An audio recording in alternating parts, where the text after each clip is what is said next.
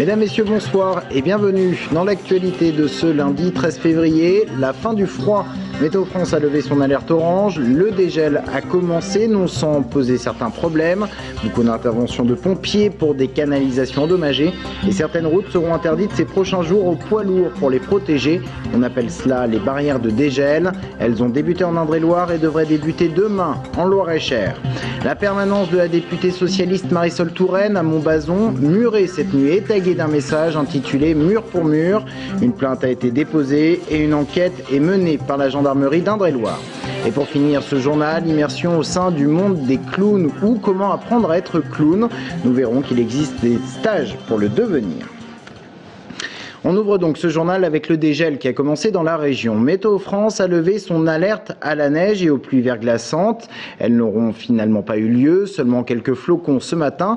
Et aujourd'hui, les températures sont repassées en positif après plusieurs jours de froid. Un dégel bienvenu, mais qui pose quelques problèmes. Alors on va faire le tour. D'abord, les canalisations d'eau qui ont souffert. Le réchauffement d'aujourd'hui a entraîné de multiples ruptures de canalisation. Les pompiers, rien qu'en Indre-et-Loire, sont intervenus une trentaine de fois pour assécher des zones inondées. Anaïs Michaud. Donc il y avait à peu près entre 3 à 4 cm d'eau sur toute la superficie de l'entreprise. Des sols trempés, des murs maculés de boue, des plafonds effondrés et du matériel irrécupérable. Une surprise qui n'est pas des plus agréables pour les salariés de cette entreprise. À 8 h ce matin, ils découvrent que les canalisations d'eau situées dans le faux plafond ont cédé avec le gel et que le redout a causé le dégel, entraînant des fuites importantes dans le week-end. Sous le poids de la laine de verre gorgée d'eau, les faux plafonds s'effondrent, inondant les locaux de l'entreprise. On a évalué à peu près à un peu moins d'1 mètre cube l'eau à assécher. Et ensuite, il y avait toute la sécurisation des faux plafonds puisqu'ils menaçaient de tomber. Donc une fois qu'on a asséché les locaux, on a sécurisé les faux plafonds pour éviter le suraccident. 2 équipes de pompiers sont intervenues de 8 h 30 à 10 h 45. Puis les salariés ont pris le relais munis de raclettes pour nettoyer les locaux. Mais le retour au travail semble quelque peu compromis. Tous les dossiers papier ont servi d'éponge. Donc pour l'instant, on a tout entreposé dans l'atelier qui lui est à peu près sec. Autrement, toutes les données sont sauvées sur l'informatique. J'espère qu'on va pouvoir les récupérer. Toute l'électricité est coupée, on n'a plus de téléphone, on n'a plus d'informatique. C'est un petit peu critique. Une situation loin d'être isolée. Rien qu'aujourd'hui, il y a eu une trentaine d'interventions de pompiers dans le département pour ce type de dégâts. La mairie connaît le même problème avec des réparations de canalisation sur les réseaux de la ville. Elle reçoit par ailleurs une dizaine d'appels par jour de particuliers victimes soit de coupures d'eau, soit de fuites. Généralement, les canalisations qui cèdent pendant le gel sont les plus anciennes, celles en fonte grise. Mais le réseau est en train de se moderniser. Plus de la moitié des canalisations ont été changées dans Tours Centre au profit de nouvelles en fonte aciérée, beaucoup plus résistantes au gel. Et autre conséquence de ce dégel, cette fois-ci indirecte, ce sont les poids lourds qui vont être interdits sur certaines routes. On appelle cela les barrières de dégel. Ces interdictions visent en fait à protéger le revêtement à un moment où il est particulièrement fragilisé. Les premières barrières ont été installées aujourd'hui en Indre-et-Loire et elles le seront à partir de demain en Loir-et-Cher. Sabrina Meloult. Route départementale 47 à Vouvray. Ici, les agents de maîtrise s'activent pour mettre en place les panneaux qui interdisent aux poids lourds de 7,5 tonnes à 12 tonnes de circuler. Les routes départementales ont désormais besoin de dégeler progressivement. Par conséquent, la montée de l'humidité rend le revêtement totalement instable par endroits. Nous avons des appareils de mesure qui permettent de visualiser le gel de chaussée. L'épaisseur de gel de la chaussée qui a atteint 33 cm d'épaisseur sur certaines routes départementales. C'est pourquoi la chaussée commence à se réchauffer et nous devons intervenir pour mettre les barrières de dégel pour protéger nos chaussées. Bernard Mariotte est vice-président chargé des infrastructures au Conseil général d'Indre-et-Loire. Pour lui, toutes les routes ne subissent pas le même traitement en matière de barrières de dégel. Il y a un réseau qui est le réseau principal qui, lui, n'a pas du tout de barrière de dégel. La chaussée est conçue pour supporter dès maintenant tous les tonnages possibles.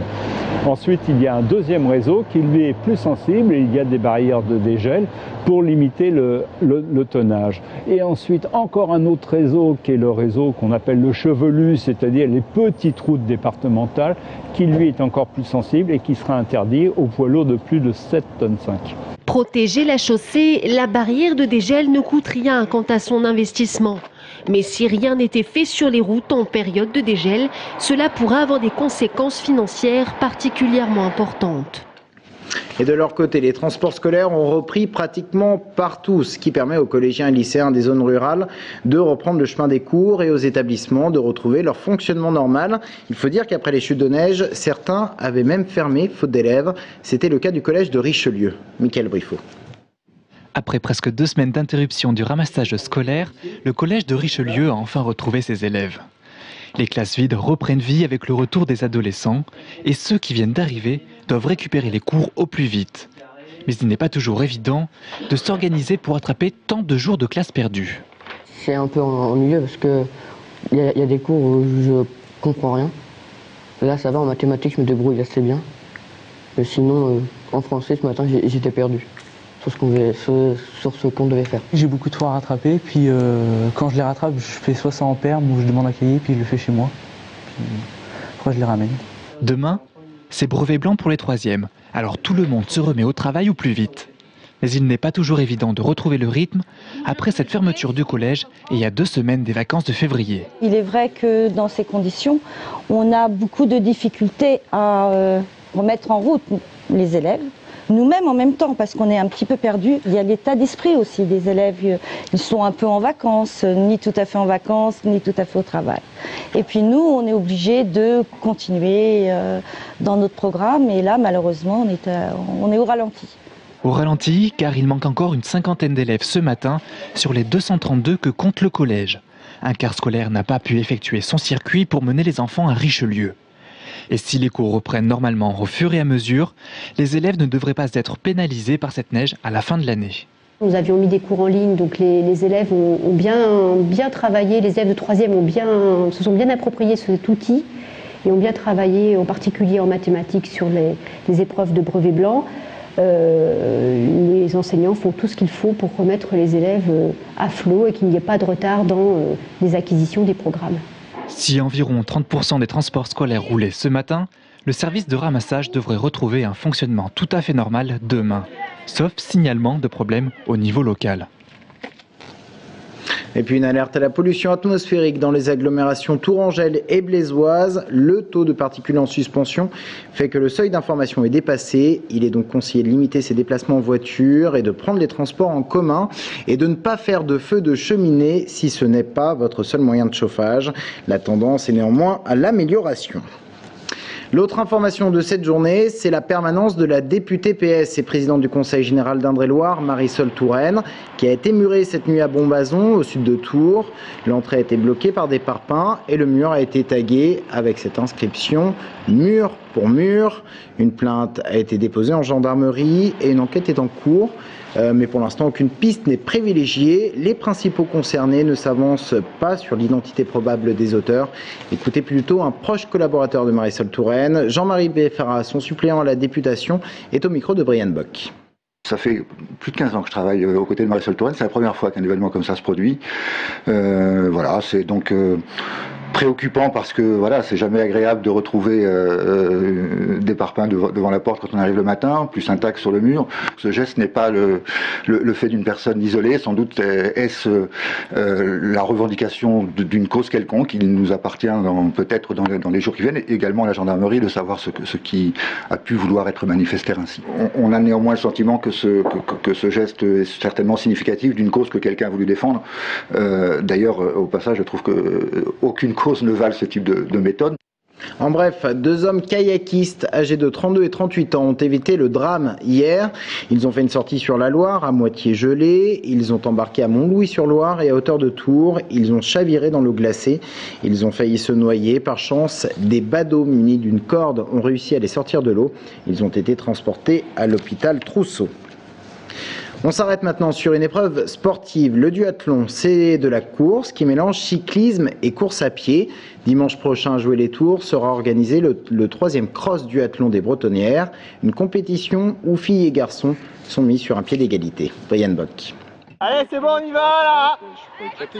2 courses différentes, petit et grand format, le tout dans une bonne ambiance. Ce sont les ingrédients du cross duathlon des Bretonnières. À la différence du triathlon qui comporte une épreuve de natation, le duathlon allie vélo et course à pied, avec ici une originalité, c'est le mélange filles-garçons. On avait essayé de trouver une idée un peu originale pour mettre en avant les femmes. Donc le principe de l'épreuve, c'est que les femmes partent en première. Et il y aura un décalage environ d'une dizaine de minutes sur la première course et une quinzaine de minutes sur la deuxième course. Et on fera un classement scratch unique, c'est-à-dire qu'on n'enlèvera pas la différence de temps des femmes. Donc si c'est une femme qui passe la ligne d'arrivée la première, c'est elle qui gagnera la course. La journée se composera du petit cross duathlon le matin et de la course grand format l'après-midi. Plus qu'un événement sportif, l'objectif est la découverte d'un sport plutôt méconnu du grand public. On a un club où on a de la D1 en duathlon et personne quasiment ne sait ce que c'est que le duathlon. Donc on s'est dit on va faire une petite course en nature pour favoriser en fait, pour expliquer un petit peu aux gens ce que c'était que le duathlon. L'esprit c'est pas de la compétition, c'est se faire plaisir, c'est venir, c'est pour ça aussi que je favorise les filles parce qu'il n'y a pas beaucoup de filles qui font du duathlon. Le club de triathlon de Joué-les-Tours a voulu rendre abordable la course. Les prix moyens de la participation varient de 2,50 € à 5 € le matin et de 10 € à 15 € l'après-midi. On est conscient que de plus en plus de manifestations sportives coûtent cher. Donc nous on veut essayer de faire découvrir ce sport aux gens qui n'ont pas forcément beaucoup de moyens financiers et aussi pour éviter que les sportifs se retrouvent tous les week-ends à payer des tarifs d'inscription très chers. La première course débutera dimanche prochain à 11 h. Accessible à tout le monde, les inscriptions peuvent se faire sur le site internet www.fillecontregars.com. Et on termine ce journal en sourire avec un stage qui vous propose de faire le clown, ou plutôt d'apprendre à être clown. L'idée est signée Compagnie Saine de Corps et d'Esprit. Une petite dizaine d'adultes à Saint-Pierre-des-Corps s'y sont essayés. Immersion au sein d'un monde un peu imaginaire avec Jérôme Alain. Quand il joue le clown, Patrick Audrechy se fait appeler Coquelicot. C'est son nom de scène quand il arbore un nez rouge. Début février, les nez rouges, ce sont une petite dizaine d'adultes venus avant tout pour se faire plaisir et apprendre quelques facéties basées avant tout sur l'improvisation et le hasard des situations. En fait, le clown, c'est un personnage très facétieux qui demande un lâcher-prise pour être le clown, véritablement.